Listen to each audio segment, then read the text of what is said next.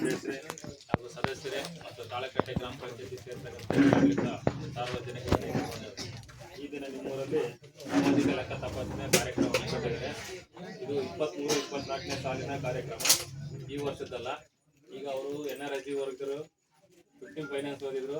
ಯಾವ ಅಬ್ಜೆಕ್ಷನ್ ನೀವು ಯಾವ ಒಂದು ರೈಸ್ ಮಾಡಲಿಲ್ಲ ಅಂದ್ರೆ ನಿಮ್ಮ ಪಂಚಾಯತಿಯಲ್ಲಿ ಕಾಮಗಾರಿಗಳು ಸುಗಮವಾಗಿ ನಡೆದಿದ್ದಾವೆ ಅಂತ ಅರ್ಥ.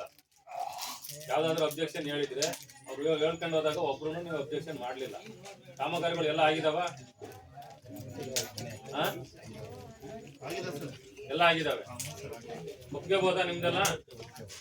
ತಾಳಿಕಟ್ಟೆರು ಯಾರ್ಯಾರು ಬಂದಿದ್ರ? ದೇವ್ರ ಸಳ್ಳ್ಯಾರು ಯಾರು ಬಂದಿದ್ರ? ಎಷ್ಟು ಜನ ಇದ್ದೀರಾ?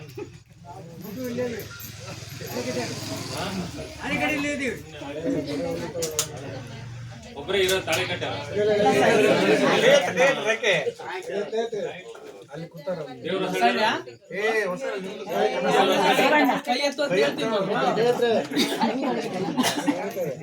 ಗೊತ್ತಾ ಇದು ಯಾಕೆ ಮಾಡ್ತಾರಂತ? ಸಾಮಾಜಿಕ ಲೆಕ್ಕ ತಪಾಸಣೆನ ಇದು ಯಾಕೆ ಮಾಡ್ತಾರಂತಂದ್ರೆ ನಿಮ್ ಪಂಚಾಯತಿನಲ್ಲಿ ಯಾವ್ಯಾವ ಕಾಮಗಾರಿಗಳು ಏನೇನ್ ನಡೆದಿದ್ದಾವೋ ಇಲ್ಲ ಅಂತ ಹೇಳಿ ಸುಮಾರು ಒಂದು 4ರಿಂದ 5 ದಿನ ನಮ್ಮ ಪಂಚಾಯತಿ ತಾಲೂಕ್ ಪಂಚಾಯತಿ ಸಂಚಾಲಕರಾಗಿದ್ದಾರೆ. ಅವ್ರ ಒಂದು 5 ಜನ ಇರ್ತಾರ. ಅವರು ಫಸ್ಟ್ ನಿಮ್ಮ ರೆಕಾರ್ಡ್ಸ್ಗಳನ್ನೆಲ್ಲ ಪರಿಶೀಲನೆ ಮಾಡ್ತಾರೆ.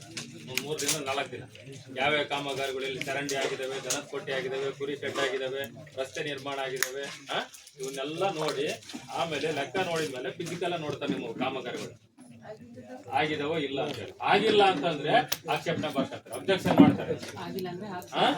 ಆಗಿದೆಯೋ ಇಲ್ಲೋ, ಯಾಕೆ ಆಗಿಲ್ಲ ಅಂತ ಕಾರಣ ಬರ್ಕೊಡ್ತಾರೆ ನಮಗೆ.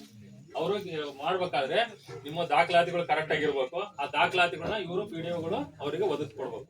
ಕೆಲವೊಂದು ದಾಖಲಾತಿಗಳು ಕೊಟ್ಟಿಲ್ಲ ಅವ್ರು ನಿಮಗೆ. ಯಾವಾಗ ಇದನ್ನ ವೆರಿಫಿಕೇಶನ್ ಮಾಡ್ಬೇಕಾದ್ರೆ ದಾಖಲಾತಿಗಳು ಕೊಟ್ಟಿಲ್ಲ, ಅವನ್ನ ಪೆಂಡಿಂಗ್ ಇಡ್ತಾರೆ. ಪೆಂಡಿಂಗ್ ಇಟ್ಟದ್ದು ಏನಾಗುತ್ತೆ, ಅದು ತಾಲೂಕ್ ಪಂಚಾಯತಿಗೆ ಹೋಗುತ್ತೆ. ತಾಲೂಕ್ ಪಂಚಾಯತಿ ಅಡಾಕ್ ಕಮಿಟಿ ಅಂತ ಇರುತ್ತೆ. ಅಡಾಕ್ ಕಮಿಟಿ ಸಭೆ ಕರೆದಾಗ ಇವರು ಅದನ್ನ ಪ್ರೊಡ್ಯೂಸ್ ತಂದು ಕೊಟ್ರೆ ಅಲ್ಲಿಗೆ ನಾವು ಅದನ್ನ ಬಿಡ್ತೀವಿ. ಇಲ್ಲ ಅಂತಂದ್ರೆ ಅದರಿಂದ ವಸೂಲಾತಿ ಮಾಡ್ತೀವಿ, ರಿಕವರಿ ಮಾಡ್ತೀವಿ. ಏನಮ್ಮ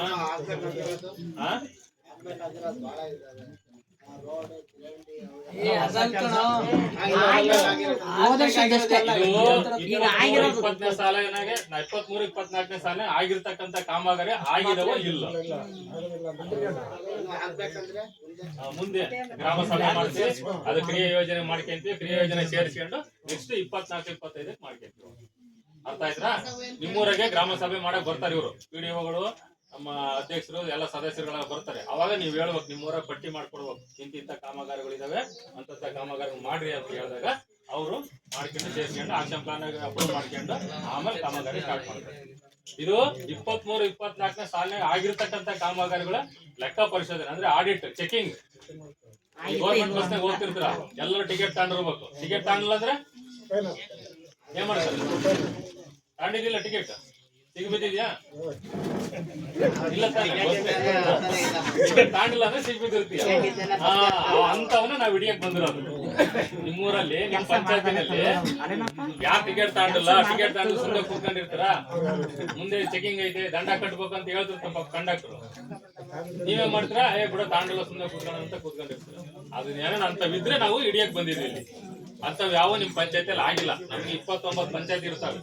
ನಿಮ್ ತಾಳಿಕಟ್ಟೆ ಪಂಚಾಯತಿ ಒಂದೇ ಅಲ್ಲ, 29 ಪಂಚಾಯತಿಗೂ ನಾವು ಹೋಗಿ ವೆರಿಫಿಕೇಶನ್ ಮಾಡಿ ಚೆಕಿಂಗ್ ಮಾಡಿ ಈ ತರ ವರದಿನ ಸರ್ಕಾರಕ್ಕೆ ಒಪ್ಪಿಸ್ಬೇಕಾಗುತ್ತೆ. ನಾವು ನಿಮ್ಮ ರಿಕವರಿ ಎಷ್ಟಿದೆ ಮೇಡಮ್ ಇಲ್ಲಿ? ಮಾಡ್ತಿಲ್ಲ ಅಲ್ಲ, ಆಕ್ಷೇಪಣೆ ಎಷ್ಟು ಮಾಡಿದೆ? 1.25 ಕೋಟಿ ನೋಡಿ ಆಕ್ಷೇಪಣೆ ಇಟ್ಟಿದ್ದಾರೆ. ಆಕ್ಷೇಪಣೆ 1.25 ಕೋಟಿ ಅಂದ್ರೆ ದೊಡ್ಡ ಅಮೌಂಟ್. ಅದನ್ನ ದಾಖಲಾತಿಗಳು ಪೂರಕವಾಗಿರ್ತಕ್ಕಂಥ ದಾಖಲಾತಿಗಳನ್ನ ತಂದು ಅವರಿಗೆ ಕೊಟ್ರೆ ಅವ್ರು ಕೈ ಬಿಡ್ತಾರೆ. ಇಲ್ಲಾಂದ್ರೆ ಅದನ್ನ ಮುಂದಕ್ಕೆ ಕಳಿಸ್ತಾರೆ ಸರ್ಕಾರ. ಅರ್ಥ ಆಯ್ತಾ? ಇವು ಯಾವನ ಇಮೇಜ್ ಸತ್ತಿರ ಅವ್ರ ಅಕೌಂಟ್ಗೆ ಆಗಿರೋದು ಅಪ್ಡೇಟ್ ಆಗಿದೆ, ಎಲ್ಲ ಅಪ್ಡೇಟ್ ಆಗಿದೆ. ಮೊದ್ಲೆಲ್ಲ ಚಿಕ್ಕ ವಯಸ್ಸಿನ ಹಿರಿಯರಂತ ಅಕೌಂಟಿಗೆ ದುಡ್ಡು ಹಾಕೋರು, ಸತ್ತಿರೋರ ಮನೆಗೆ ಅಕೌಂಟಿಗೆ ದುಡ್ಡು ಹಾಕೋರು. ಈಗ ನೋಡಿ, ನಾವು ಫಸ್ಟ್ ನಾವು NRSG ಅಷ್ಟೇ ಮಾಡ್ತೀವಿ. ನರೇಗಾ ಅಂತ ಏನಿರ್ತೋ ಅಷ್ಟಕ್ಕೆ ಮಾತ್ರ ಸೋಷಿಯಲ್ ಆಡಿಟ್ ಮಾಡೋರು.